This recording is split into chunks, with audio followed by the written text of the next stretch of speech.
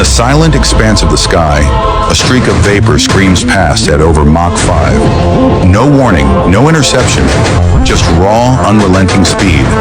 That's the new face of warfare, and China's bringing it faster than anyone expected. Today, we will be talking about the terrifying rise of China's air-launched hypersonic missile arsenal.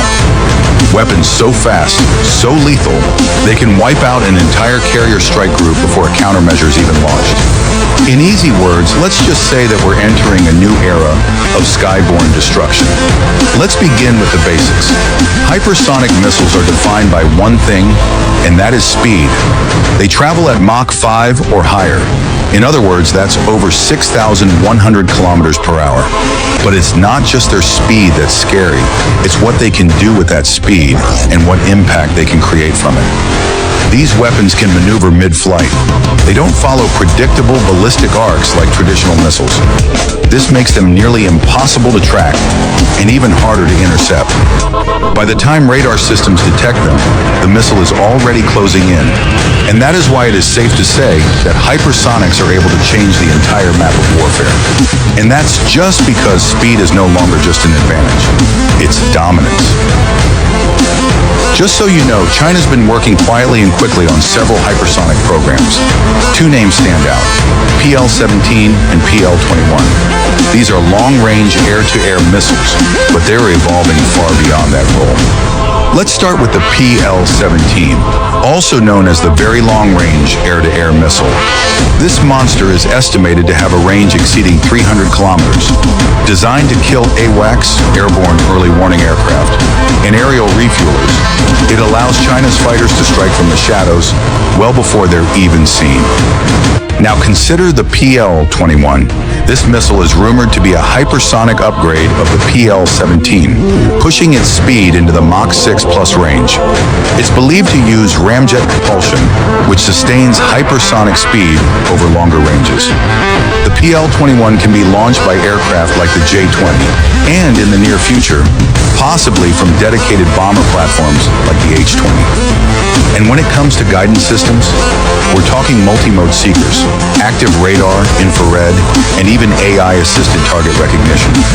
Instead of the traditional fire-and-forget missiles, these are the fire-and-find-you missiles. So you might be thinking at this point, why is launching from the air such a big deal? Because air-launched hypersonics start from altitude. That means less atmospheric drag, more range, and higher speeds from the get-go. Also, you're not waiting for silo prep or ship-based clearance. You fly in, launch, and vanish. That's why it's pairing hypersonics with its most strategic aircraft. The J-20 Mighty Dragon, China's fifth-generation stealth fighter, is believed to already be capable of carrying modified hypersonic missiles internally. Future carriers may deploy catapult-launched UAVs armed with these weapons, turning drones into stealthy hypersonic snipers. And let's not forget the upcoming H-20 stealth bomber. This flying wing is expected to carry nuclear and conventional hypersonic missiles deep into enemy territory without ever being seen. Make no mistake, the U.S. military is watching all of this very, very closely. In 2023, a leaked Pentagon assessment labeled China's hypersonic advancements as a strategic shock. That's not an overstatement. American carrier strike groups, which are also the pride of the U.S. Navy, are now considered vulnerable in high-threat zones like the Taiwan Strait or South China Sea. Why? Because only one hypersonic missile can bring ultimate chaos to their ship. The U.S. Navy's Aegis missile defense system, once considered the gold standard, is nearly useless against maneuverable hypersonic threats. Even the next-gen NGI, Next Generation Interceptor, systems being tested may not arrive in time or in numbers sufficient to matter. China's missile strategy is centered on asymmetric dominance. It doesn't need to outgun the U.S. Navy ship for ship. It just needs to make sure each of its hypersonic missiles can take out one high-value target. And that's exactly what PL series weapons are designed for. Here's where things get even more serious, by using the hypersonic missiles not just as mere weapons, but as psychological tools to inflict fear upon its enemies. You don't need to fire them to make an impact. Just the threat of their use can stall fleets, ground aircraft, and reshape battle plans. Imagine a U.S. aircraft carrier in the Philippine Sea preparing for a deterrence mission.